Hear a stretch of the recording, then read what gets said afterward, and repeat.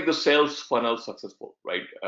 So I'm going to double click here on each stage, what kind of tools, and these are some examples, what kind of tools you need to convert from stage 1 to stage 2, right? For example, if you are a lead, how do you get the leads? You do several different campaigns, you do emails, you do social media, you do web, SEO, SEM, webinars, videos. All those things are giving you people who are showing interest, right? Who are showing interest. And then you're also looking at who are showing repetitive interest and larger, higher cumulative interest, right? And so those are your marketing qualified people. Now, again, for this crowd, once you know what type of use cases they are or what kind of offer they are taking, you can actually, be more targeted to these people to reach out about those type of offers through your marketing campaigns, right? And make them even more qualified, right? And again, well, you can send them infographics, you can send them videos, webinar invites, great content if you have great content, right? Personalized emails, right? Again, you're looking at what offer they like first, right? What type of offer they are clicking, right?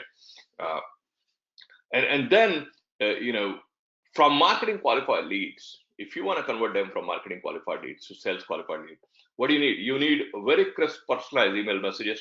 You need a call script if you have somebody who's going to do telemarketing or telesales, who's going to call these marketing qualified leads and try to do what? Try to get them to agree to a meeting. You will need stories about customers, ROI stories, before and after stories. People love before and after. People love before and after, right? Because they want to see really big problem and they want to see the problem being solved and everything is happy, right? And so the customer stories are key. And then you're going to also use tools like Barnstorm that, hey, I'm going to be in Midwest next week, right? And would love to meet you. And by the way, we have worked with other customers such as yours, ABC, right? And this is what they are saying about us. So you're building credibility. So make sure you have, and then you will need your sales deck. So these are different tools you need to convert them from marketing qualified to sales qualified. Once you get the meeting, right? You could actually meet in person. You could do a virtual demo or virtual meeting.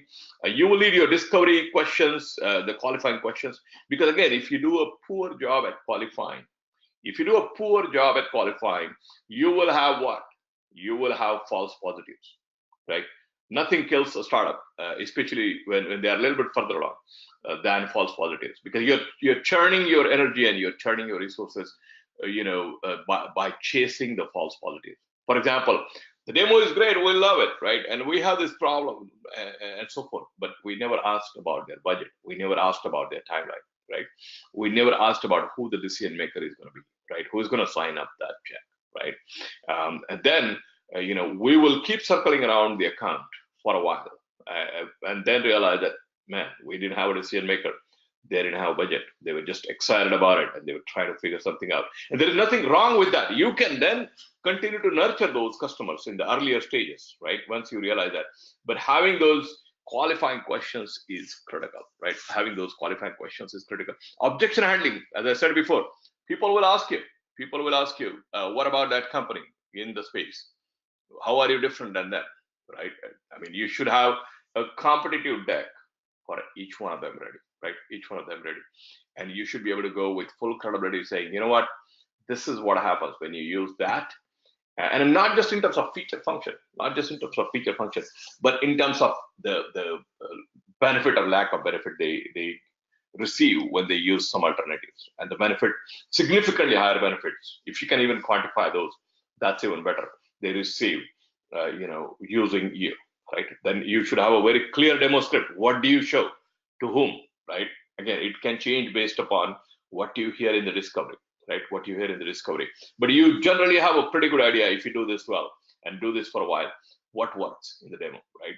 And then you need success stories. You need success stories to continue to build credibility and get them excited about it, right? And so that helps you get to the contract stage where you are actually now, converting them into a customer, right? That's when you need your pricing, packaging, your ROI stories, your competitive decks again will be necessary. Your references are key, right? Your references are key, and your contract agreement should be clean and industry standard so that you don't get stuck too long in procurement, right? If you're selling to B2B, right? You don't get stuck too long in procurement. So these are different tools you can use for each one of these stages, so that your conversion rate from stage 1 to stage 2 is efficient, right? Otherwise, you will have a lot of, suppose you have a decent product market fit, and your initial marketing campaigns at the top end of the funnel are working well. You will have a lot of leads that may result into nothing, right? Or very little. And that's why the conversion matters. There were companies when I worked where I had about $100 million revenue target, annually. I realized this was working well. This was working well, right? And the tendency for the marketers is, okay, let's do more campaign because we're not seeing anything here, right? We are seeing very little. And actually what we realized is the conversion rate from lead to marketing qualified was 2%, and industry standard is about 8 to 10%. So I'm like, don't do too much campaigns here. Do what we are doing, but actually focus on how do we go from here to here. Because just increasing the campaigns here is still not going to increase your yield.